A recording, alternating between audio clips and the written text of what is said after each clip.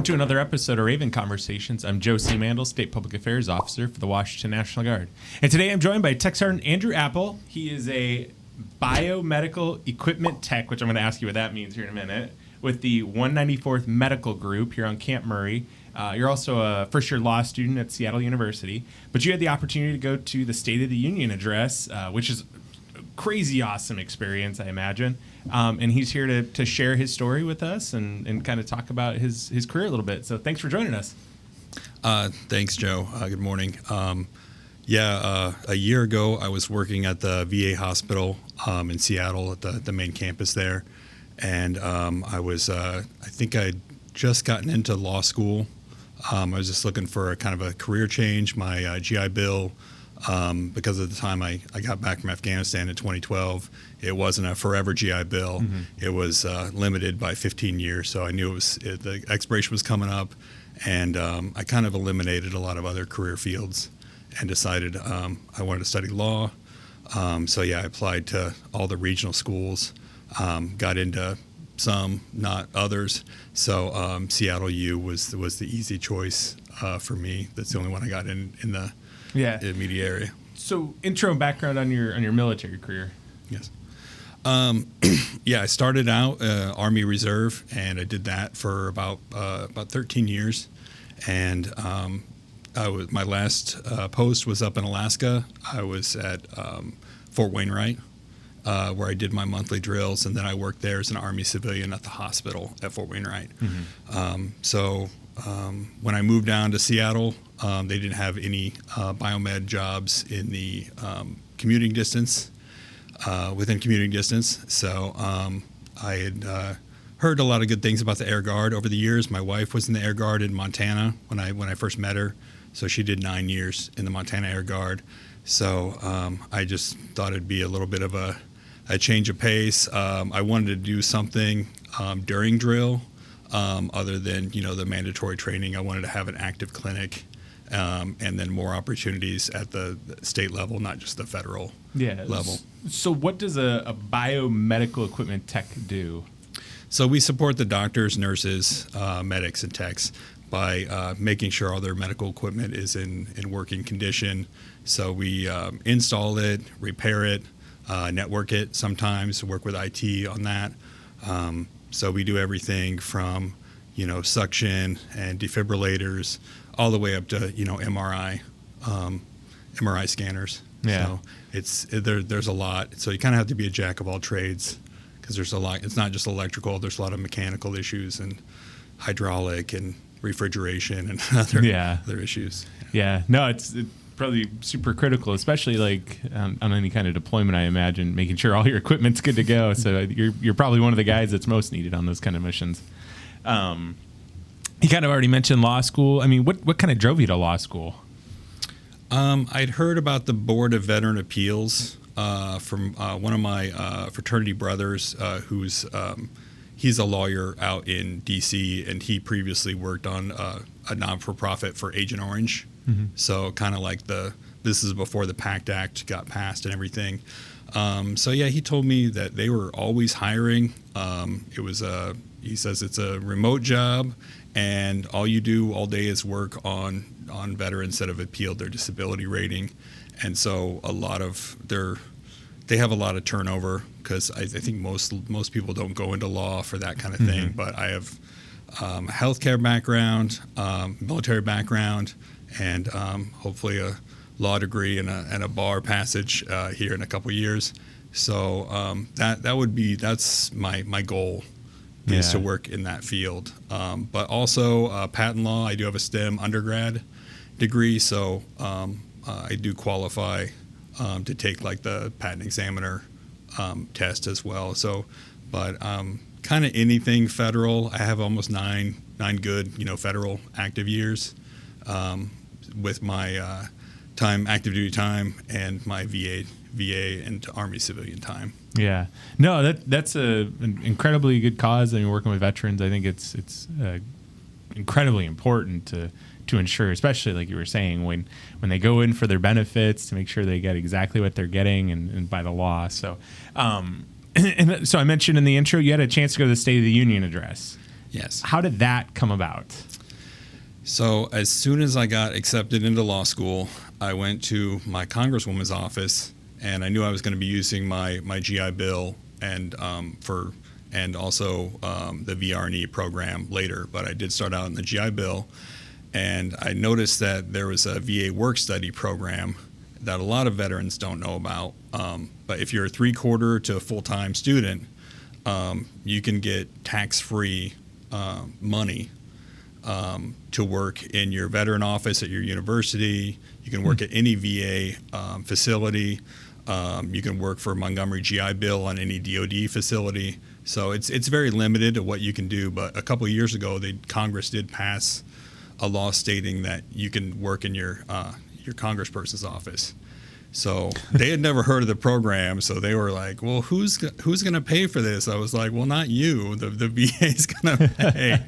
But I still had to go through 2 rounds of interviews with the district office. They wanted to make sure, that I was, I wasn't gonna, I don't know, be like super advocating for extreme things or whatever, So, but yeah, they accepted me, and finally got all the paperwork done with the VA. So I didn't start until October, but I kind of was a volunteer over the summer. Yeah. So I've been working in her office for a few hours a week, so I can only work on veteran issues in her office. So I do a lot of Vietnam veteran pinning. So any veteran that served, from 1955 to 1975, they didn't actually have to go to Vietnam. But it's nice to get them recognized as they came back to a very, hostile environment. Yeah. And so that's one of the things I do in her office. I advise her staff. So she does have a veteran outreach person. She does have a veteran caseworker. So I'm the only, veteran in the district office. It's very small, so I can, let them know, like, hey, here's the issues, whether it's the recent VHA, funding issues, whether it's the PACT Act, which they were well aware of, but there's, other issues that are facing veterans. I never knew that was even a thing until you just mentioned that the VA would pay for stuff like that and like a work study type program. Is that through Representative Jayapal's office in Seattle in the district? No, it's Kim Schreier. Kim Schreier? Yes. Oh, nice. Yeah, the 8th district, which is a huge district, and it's a very big district, and we have more veterans than like the national average, like per capita. So there are a lot of veterans that after they serve on one of the many bases, DoD bases around Seattle. Yeah, I was a resident of the 8th district for many years. That's a huge district. I mean, it stretches from mid-King County all the way through Kittitas County up to Chelan County. Yeah, that's a pretty good sized district and a very desirable place for a lot of people to live, just because it does have a lot of uniqueness to it. So yes, so yeah, we settled in Issaquah when we came down from Alaska. Yeah, so I like the commute, because a lot of the commute, is everyone's going living south of Seattle, so that is kind of a bottleneck in the mornings and the afternoon. So east side, there's not as much. There's a little bit Tuesday through Thursday. Yeah, once you kind of get past Lake Washington, usually it clears up pretty quickly. So, you're working in her office. Got a call to say, hey, do you want to attend the State of the Union address? How did that happen? So they were looking in general for anybody that was a PACT Act recipient. So that's how I got the call from my district office director. And so she says, do you know anyone? And I said, well, yeah, when I heard about the PACT Act, I did put in for disability related to my time in Afghanistan. I spent 11 months in Afghanistan with the Army. So, and real quick before you jump onto that, so PACT Act, it's a huge thing. Explain to those that don't know, what is the PACT Act and what can it do?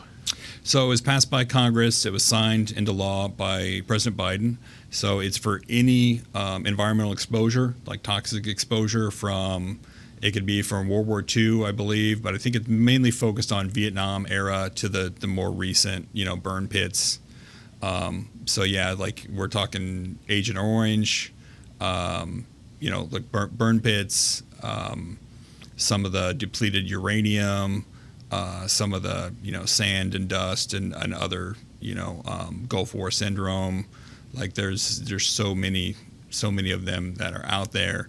So now it's presumptive. So as long as you served in one of those areas, and there was some, even if you had toxic exposure stateside when you were, serving stateside, if you served in one of those areas during a specific time, and then you have your diagnosis later, then it's presumed. So you don't have to kind of show that service connection. Mm-hmm. So it's just a lot easier for more people to get benefits and not have to jump through those hoops. Yeah. Yeah.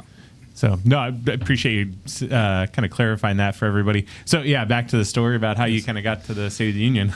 So, yeah, I said, well, I put in, and I did get a rating as for something, for being exposed to burn pits in Afghanistan. I was at Bagram, and then I also served a little bit in the Kabul area and in the Salerno kind of area.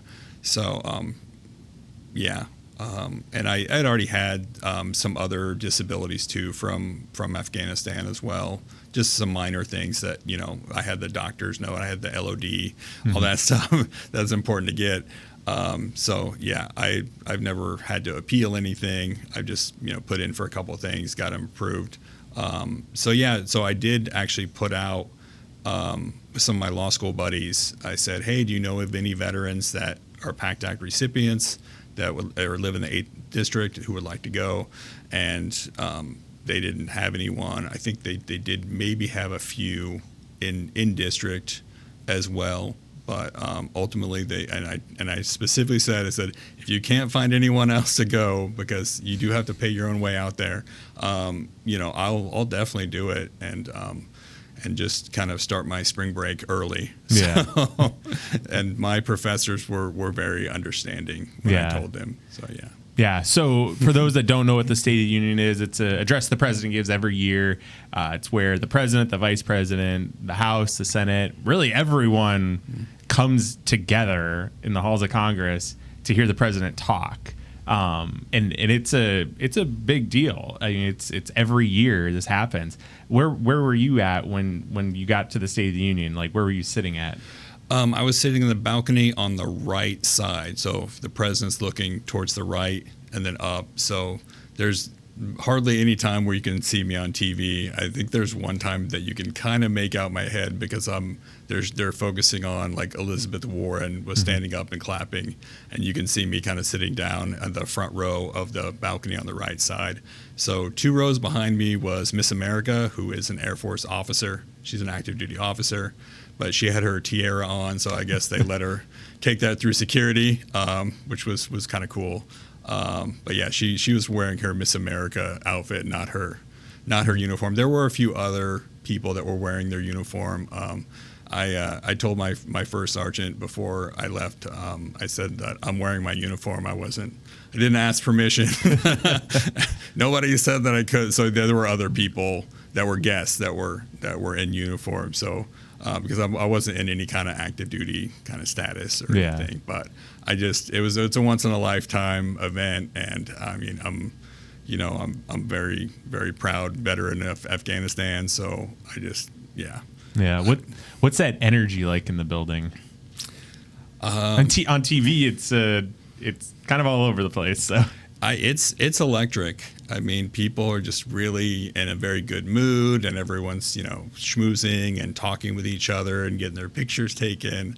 We weren't allowed to have our phones up in the balcony, so my representative, luckily Kim Schreier, she took my picture from down below and sent me the picture. So that's how I knew that Miss America was behind me, because I didn't see her. I wasn't like looking back that much because I was talking. The woman next to me in the picture, it's Liz Schuler, who's the president of the AFL-CIO, and that's like 13 million union members, including a lot of government workers. So AFSCME, that covers like the VA employees and a bunch of others. So I was talking with her, and at first she just told me that she was in the union business, and I thought maybe she was maybe like a regional state or something, and then she handed me her business card, and I was like, whoa, you're the president of the whole thing. And then sitting completely opposite her in the president's box, so the president has a whole section on the left side of all his people he invited, it was Sean Fain, who was the UAW Yeah. president. So I did shake his hand later, but again, I didn't have my phone on me at the time. But yeah, he smiled, and yeah, when he saw me coming for him, so yeah, he was very gracious. So it was nice. And then there, right after the State of the Union, there's a whole press thing. So there's a bunch of cameras and just everywhere, and it's just kind of a mob getting into that press area. So Congresswoman Schreier did an interview for Sinclair for Como, but I don't think it aired. And I was at the kind of the tail end. She invited me in, and I said, hey, this is great for me because this is stuff that we study about in law school. How laws are made and everything, and how they're interpreted, and because the Supreme Court justices are there too, and then I said I'm very grateful for the PACT Act. So before the State of the Union, we went to 2 receptions. So one of them was veteran focused. So it was called the HVAC, House Veteran Affairs Committee, and the Secretary of the VA actually came to that banquet. So I got to talk to him, and then I told him, I said, hey, I left the VA last summer to go to law school. And he says, well, I hope you come back to the VA. And then I told him, well, my dream job is to work for the Board of Veteran Appeals. He said, oh, yeah, we're always hiring for that.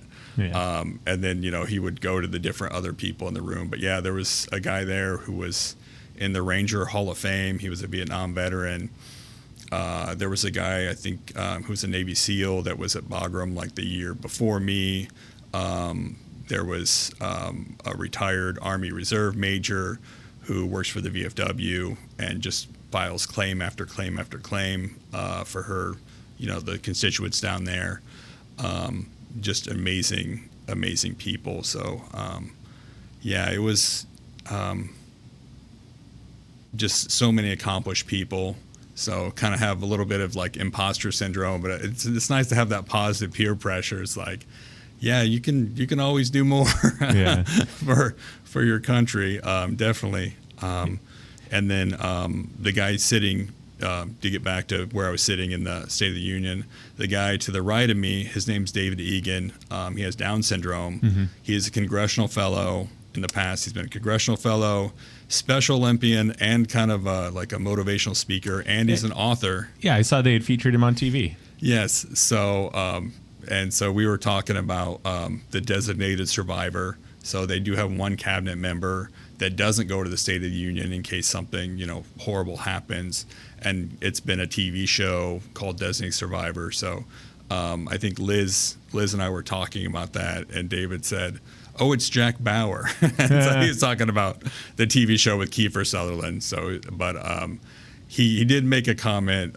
His best comment, which was hilarious, was he said that some of the Congress people were acting like high schoolers. And so we were laughing when he said that, because there is that aspect to it as well. Yeah. So, yeah. Yeah. I mean, it's kind of an obvious one. Being in the Guard, we always ask these questions. And do you think your time serving in the Guard, Reserve, whether it be either, right? I mean, because it's kind of always looked at as the weekend warrior job, but it's not, right? I mean, we're an operational force in the Guard. Do you think being in the Guard gives you these opportunities more than it would if you weren't in the Guard? Oh, definitely. Yeah, I mean, I wouldn't, if I wasn't on the GI Bill or vocational rehab, I would not have been able to work in our office, most likely. I mean, that's tough. Just as if you were just coming off the street and trying to get an internship, it's way, way more competitive. So because of the sacrifice, when you deploy or when you get disabled, there's just so much more opportunity. I interviewed for the summer legal internships with the Federal Trade Commission and the EPA in the last week. Wow. So I think that 10-point preference that you get, I think definitely. I mean, I'm not in the top half of my class. I'm not in the bottom 25% either at Seattle U. But normally those jobs are kind of like, Harvard, Yale, Stanford, law students typically interview. So it does definitely give you, the federal government, correctly gives you that kind of opportunity. based on the sacrifices you made overseas and being a weekend warrior in the Guard. Yeah. Anything else you want to add before we kind of wrap up?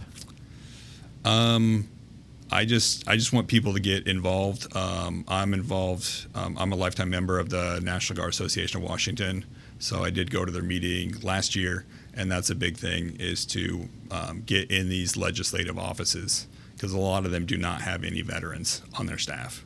Yeah. And so one thing I do like about Kim Schreier, she did have a Wounded Warrior Fellow for 2 years before me. That's funded by Congress, and so that's for any E1 to get out, anyone that got out as a disabled veteran who's E1 to E5, or some of the junior warrant officers and junior officers that get out that do have a rating that can do that. So that's 2 years, where you can work for your congressperson, your senator, and get that kind of experience. But yeah, you make a lot of connections. So I mean, for me, I think one of the biggest connections that I made was meeting the head of a union. Yeah. I mean, that represents so many federal employees, and just getting to see her take. She knew most of the players on the floor, so she kind of was giving me a play-by-play commentary. But yeah, definitely use VA Work Study. You can Google it, download the form, and see where but you're probably close to it. If you're going to school, you probably have a school office that you could work for, or a local, VA, VBA, that kind of thing. So. Yeah, no, that's a good message, and we'll definitely add the information for the VA work study in the notes. We'll probably Google it and find the same exact things you did. If you like the video, give it a like. If you're interested in learning more, add a comment. We can find out the information for you, and subscribe for future videos. Hey, thanks for joining us. Hey.